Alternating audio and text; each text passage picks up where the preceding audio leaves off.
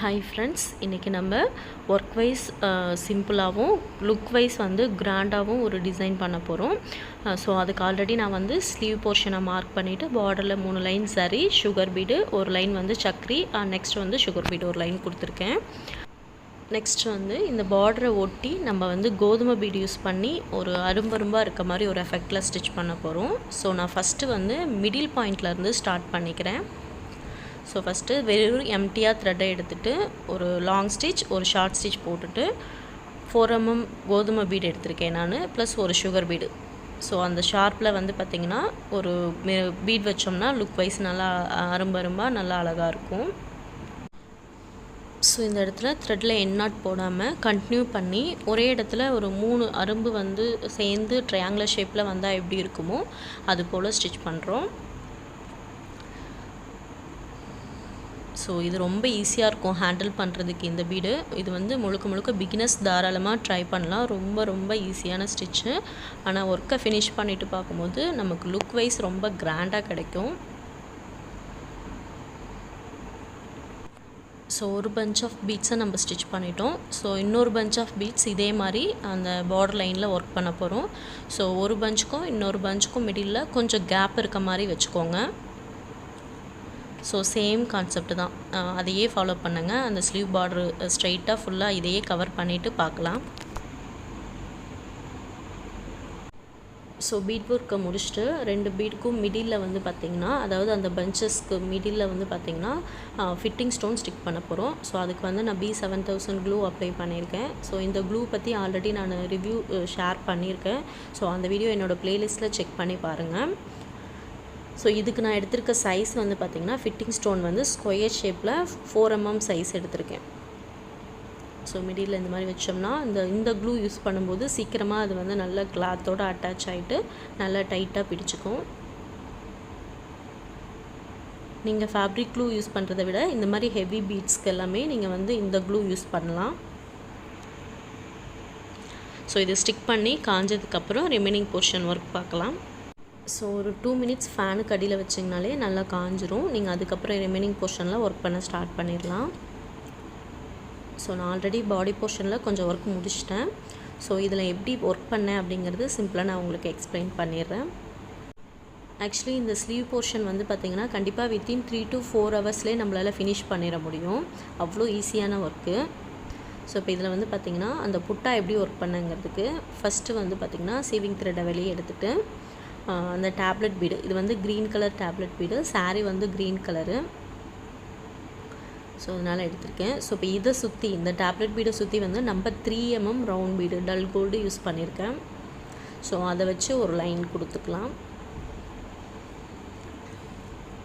So single பீடாக stitch பண்ணுங்கள்.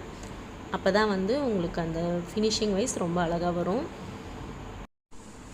So நிறைய பேர் வந்து கிளாத்தில் இருக்க த்ரெட்டு நீடியில் மாட்டுதுன்னு சொல்கிறீங்க. அதுக்கு மெயின் ரீசன் வந்து பார்த்திங்கன்னா, நீங்கள் நீடியில் ப்ராப்பராக ரொட்டேட் பண்ணலன்னா கண்டிப்பாக அது மாதிரி மாட்டும்.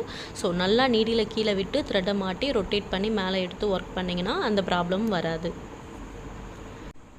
ஸோ பீட் ஒர்க் ஃபினிஷ் பண்ணதுக்கப்புறம் இதுக்கு கீழே வந்து ஒரு கிளிப் ஸ்டோன் அட்டாச் பண்ண போகிறோம். ஸோ இது வந்து ரொம்ப ஷைனிங்காக இருக்கும் இந்த stone. So night time wear பண்ணும்போது ரொம்ப கிளிட்டரியாக இருக்கும். 4 சைடுமே ஹோல்ஸ் இருக்கும்.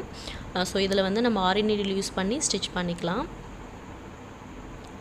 ஸோ 4 ஹோல்ஸ் இருக்கிறதுனால கரெக்டாக பார்த்து விட்டுக்கோங்க, இல்லைனா கிராஸாக போயிடும். ஸோ கிளிப் ஸ்டோன்ஸ் எல்லாமே ஒவ்வொரு டைம் ஸ்டிச் பண்ணும்போதும் எண்ணாட் போட்டுக்கணும். ஸோ இப்போ இதை சுற்றி வந்து கோதுமை பீடு எடுத்துகிட்டு ப்ளஸ் சுகர் பீடு பார்டரில் யூஸ் பண்ண ஒர்க்கே தான் இந்த ஸ்டோனை சுற்றி பண்ண போகிறோம். ஒரு கோதுமை பீடு 4 mm எடுத்திருக்கேன். Next sugar bead. ஸோ அந்த அரும்பு எஃபெக்டில் ஸ்டிச் பண்ணுறோம். ஸோ எப்போதுமே ஃபஸ்ட்டு வந்து அந்த மிடில் பாயிண்ட்டு, ஓகேங்களா? ஸோ நமக்கு அப்போ தான் வந்து அந்த பீடோட பொசிஷன் கிராஸ் ஆகாமல் இருக்கும். ஸோ ஃபஸ்ட்டு ஹாஃப் ஃபினிஷ் பண்ணிவிட்டு அதுக்கப்புறம் தான் செகண்ட் ஹாஃப் ஃபினிஷ் பண்ணணும். ஸோ இந்த மாதிரி ஸ்டிச் பண்ணும்போது அந்த மிடில் ஸ்டிச் பண்ண பீடை பேஸ் பண்ணி தான் சைடில் வர பீட்ஸ் வரும். ஸோ அப்போ வந்து பார்க்குறதுக்கு அழகாக ஈவனாக இருக்கும். ஸோ ஒரு சைடு எண்ணாட் போட்டுட்டு அதுக்கப்புறமா திரும்ப எகெயின் த்ரெட் எடுத்து அந்த செகண்ட் ஹாஃபை ஃபில் பண்ணிக்கோங்க.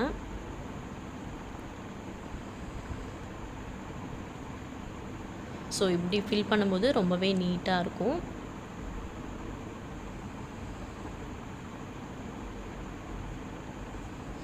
ஸோ ஒரு ஃப்ளவர் மாதிரி ஃபார்ம் ஆகிடும். ஸோ இதே ஒர்க்கை தான் நம்ம அந்த டேப்லெட் பீட்டில் 4 சைடும் ஃபாலோ பண்ணணும். 4 சைடும் கிளிப் ஸ்டோன்ஸ் வச்சுட்டு அதை சுற்றி இதே சேம் கான்செப்ட் தான் நம்ம ஒர்க் பண்ண போகிறோம். ஸோ பிகினர்ஸ் எல்லாருக்குமே ரொம்ப யூஸ்ஃபுல்லாக இருக்கும் இந்த ஒர்க்கு. ஈஸியாக ரொம்ப அர்ஜென்ட்டான ஆர்டர்ஸ்லாம் வருதுன்னா இந்த மாதிரி ஒர்க்கை சூஸ் பண்ணி ஒர்க் பண்ணிங்கன்னா ஈஸியாக சீக்கிரமாக ஒர்க் பண்ணிடலாம். இந்த ஒர்க் பண்ணுறதுக்கு எனக்கு வந்து பார்த்திங்கன்னா ஒரு 3 hours தான் தேவைப்பட்டது. ஒரு ஸ்லீவ் ஃபுல்லாக ஒர்க் பண்ணுறதுக்கே என்னோடய ஸ்பீடுக்கு 3 மணி நேரம் இருந்தால் போதும், என்னால் இந்த ஸ்லீவை வந்து ஒர்க் பண்ணிட முடியும்.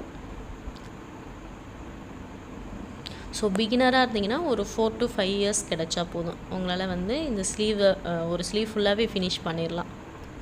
ஸோ 2 ஸ்லீவுக்கு 6 hours கூட பேக் நெக் ஃப்ரண்ட் நெக்குக்கு வந்து பார்த்திங்கன்னா ஒரு 3 hours கூட வச்சுக்கிட்டால் கூட 1 dayல நம்மளால் இந்த ப்ளவுஸ் டிசைன் பண்ண முடியும். ஆனால் ஒர்க் வந்து பார்த்திங்கன்னா ஸ்டிச் பண்ணதுக்கப்புறம் வியர் பண்ணதுக்கப்புறம் ரொம்ப கிராண்டாக தெரியும். ஸோ இந்த மாதிரி அந்த டேப்லெட் பீடை சுற்றி ஃபுல்லாக ஸ்டிச் பண்ணிவிட்டு பார்க்கலாம். ஸோ ஸ்லீவ் ஃபுல்லாக கவர் பண்ணியாச்சு. ரொம்ப ரொம்ப ரொம்ப நீட்டாக இருந்தது. ஸோ பார்டரில் வந்து ஜர்கான் ஸ்டோனையும் நான் ஸ்டிக் பண்ணிட்டேன். ஸோ பாருங்கள், இந்த வீடியோ உங்களுக்கு ரொம்ப யூஸ்ஃபுல்லாக இருந்திருக்கும்னு நினைக்கிறேன். தேங்க்யூ ஸோ மச் ஃபார் வாட்சிங்.